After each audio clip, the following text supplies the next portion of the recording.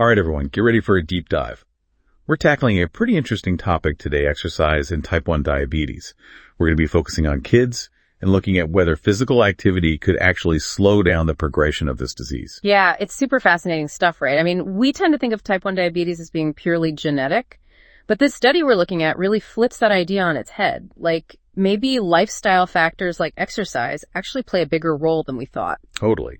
So the study we're diving into is from Diabetes Care. It's all about physical activity and how it affects the development of type 1 diabetes in kids between 5 and 15 years old. And what makes this research even cooler is that it's part of the TEDdy study, that massive long-term project that's been tracking thousands of children who are genetically predisposed to type 1 diabetes. Oh, yeah. So we're talking about kids who are already considered high risk. Yeah.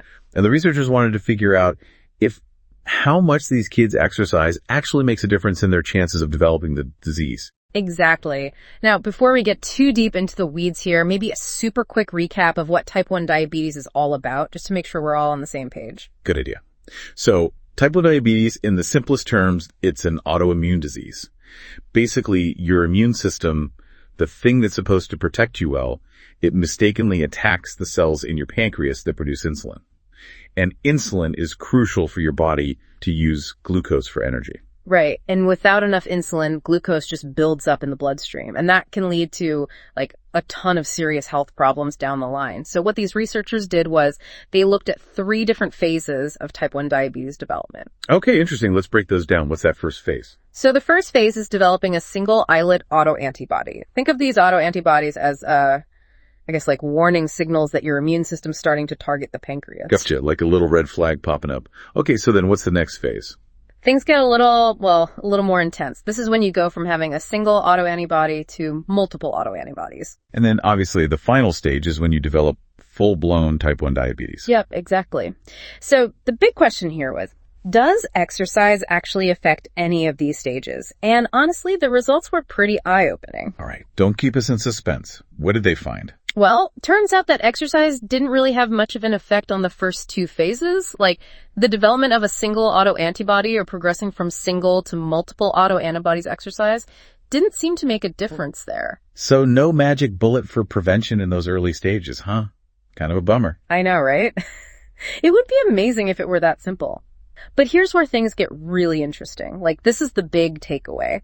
For kids who already had multiple autoantibodies, spending more time doing moderate to vigorous physical activity was linked to a lower risk of developing type 1 diabetes. Wait, hold on. So you're saying if a child is already showing signs of the disease progressing, exercise can actually help slow it down? That seems to be what the data's telling us, yeah. And get this. For every 10 minutes of extra moderate to vigorous activity each day, the risk of developing type 1 diabetes decreased by 8%. 8%? That's wild. Yeah. But do we know why? What's going on in the body that might explain this? Well, that's the million-dollar question. And things get a bit complicated here, but there are a few theories floating around. One thought is that exercise improves what's called insulin sensitivity. Basically, your body's cells get better at using insulin, and that could potentially help protect the pancreas from more damage. So even if the immune system is already attacking the pancreas, if the remaining cells are working more efficiently because of exercise, that could buy some time. Precisely. Another theory is that physical activity has anti-inflammatory effects. I mean, we know that chronic inflammation plays a big role in lots of autoimmune diseases. So if you can reduce that inflammation through exercise, you might be able to slow down the progression of type 1 diabetes. Okay, yeah, that makes sense. Like calming the storm inside the body, so to speak. But didn't you mention something else too? Something about visceral fat. Oh, right. Yeah. So exercise also helps reduce visceral fat. That's the type of fat that's wrapped around your organs. And visceral fat is a real troublemaker because it's linked to increased inflammation throughout the whole body. So by getting rid of visceral fat, exercise is basically tackling inflammation from multiple angles. Mm-hmm. Maybe that gives the pancreas a much needed break. This is starting to sound pretty hopeful, but I'm guessing there are some limitations to this study we could keep in mind, right? Of course. You're absolutely right. It's super important to remember that this study specifically looked at children who were genetically predisposed to type 1 diabetes. So we need more research to know for sure if these findings apply to the general population. And they use those accelerometers to track physical activity, right? Mm. Those are great, but they might not capture every kind of exercise. Like, what about swimming? Or just, playing tag outside. You got it. Those are good points. And there's one more important thing. The study found that the link between exercise and slower disease progression was especially strong for kids whose first autoantibody was a GATA. That's a glutamate decarboxylase autoantibody, if you want the full name. So we don't know for sure if this same protective effect applies to kids who have different types of autoantibodies. Okay, starting to see the nuances here. But even with those limitations, this is still a pretty big finding, wouldn't you say? Huge, yeah. I mean, it's the first real evidence we have that suggests exercise could potentially slow the progression to type 1 diabetes in kids who are already considered high risk. That's potentially game-changing. Totally. Imagine if something as straightforward as encouraging your kids to be more active could actually protect them from this disease. It's a pretty powerful thought. It really is, and it speaks to the incredible potential of lifestyle interventions and how important it is to think about health holistically. It's not just about treating symptoms, it's about tackling the root causes. I love that. It's empowering to think that we might have more control over our health than we realize. Exactly. Even small changes can make a huge difference. Now, I know we've covered a lot of ground here, but before we let our listeners go, I wanted to get your take on something that popped into my head as we were chatting. This study focused on moderate to vigorous activity. Oh, I'm curious. Go on. Could other types of exercise, like low impact stuff or even strength training also be protective? Like, does it have to be all crazy sprints and jumping jacks? That's a really great question.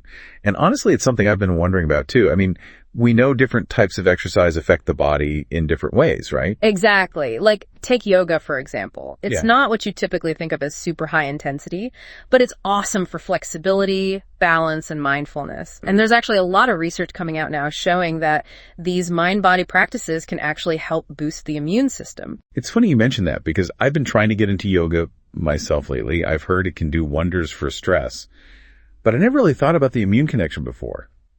Kind of blowing my mind a little. It really shows you just how connected everything is in our bodies, right? And what about strength training? We know building muscle is great for overall health, but could it also play a role in maybe preventing diabetes? Okay, yeah, that's a super interesting thought.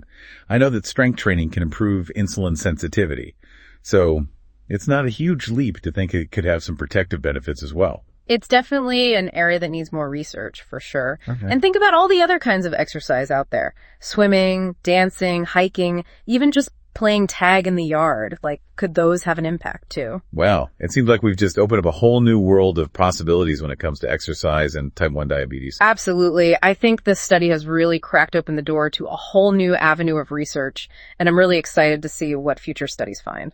Me too. It's incredible to think that something as simple and accessible as physical activity could maybe have such a big impact on a disease like type 1 diabetes. It really gives you hope, doesn't it? It totally does. It shows how powerful our lifestyle choices can be. And it reminds us that we might have more control over our health than we think. And that's such an important message, especially for families who are, facing this really tough diagnosis. Just knowing that they might actually be able to play an active role in managing this disease, even if it's just through encouraging their kids to move more. That's got to be super empowering. Couldn't agree more. But it's important to remember that we still need more research, like to really confirm these findings and to understand all the nuances of this, complex relationship between exercise and type 1 diabetes. Right. We don't want to get ahead of ourselves. But this study definitely gives us a lot to think about. And a reason to be optimistic, for sure. So what's next? Like, if someone's listening to this and they're concerned about their risk for type 1 diabetes, what should they do? That's a great question. The best thing to do if you're worried about type 1 diabetes risk is to talk to your doctor. They can help you figure out your individual risk factors and keep you updated on the latest research and help you come up with a plan that makes sense for you and your family. And in the meantime, just remember, encouraging a physically active lifestyle for your kids is always a great idea, no matter what their risk is. It's all about building those healthy habits early on. Exactly. Creating an environment where movement and play are, encouraged and celebrated, because at the end of the day, it's about giving our kids the best chance at a healthy and happy life. So well said. Okay, I think we've really unpacked this study and talked about what it all means. But before we wrap things up completely, I wanted to leave our listeners with one final thought. This study we looked at was all about moderate to vigorous activity. But I can't help but wonder, could other types of exercise like, those low impact things we talked about, or even strength training, offers some kind of protection too. Like, it feels like there's so much more we could discover here. Yeah, that's a really great point. And to be honest, it's something that researchers are really digging into right now. We're only just starting to understand how all these different kinds of exercise can impact the immune system and maybe even influence autoimmune diseases like type 1 diabetes. It's pretty exciting to think about all the possibilities, right? Like, imagine if someday we could give people specific exercise recommendations based on their genes and their autoantibody profiles. It'd be like personalized medicine, but with exercise. It's a powerful idea, and honestly, it might not be as far off as we think. I mean, with all the advancements in genetic testing and, just understanding how the body works, we're getting closer and closer to that kind of thing all the time. Yeah, it really does feel like we're on the edge of something big here. And it all started with just one simple question. Can exercise help prevent type 1 diabetes? It's amazing, right? And look where that question has taken us. We're learning so much more about the connections between our bodies, our lifestyles, and our overall health. I think it reminds us that we have more power than we realize. And even little changes like, moving more every day can make a real difference. That's so true. So for anyone listening who's feeling inspired to get moving, what advice would you give them? Where's a good place to start? My advice is to just find something you genuinely enjoy and that fits into your life. It doesn't have to be like this super intense workout or anything. It could be as simple as taking a walk outside or dancing to your favorite music or playing tag with your kids, The most important thing is to make movement a regular part of your routine. I love that. And of course, if you're worried about your risk for type 1 diabetes or just have any health concerns in general, always talk to your doctor. They're the best resource for getting personalized advice and support. Definitely. Knowledge is power, right? Staying informed about your health is one of the most important things you can do for yourself and the people you care about. Well said. Okay, I think we've really covered a lot of ground today. We've unpacked this study and talked about all the implications. Thanks so much for joining us for this deep dive into exercise and type 1 diabetes. We hope you learned something new and are feeling empowered to take charge of your health. It's been a pleasure chatting with you today. Absolutely. Until next time, stay curious, keep moving, and take care of yourselves.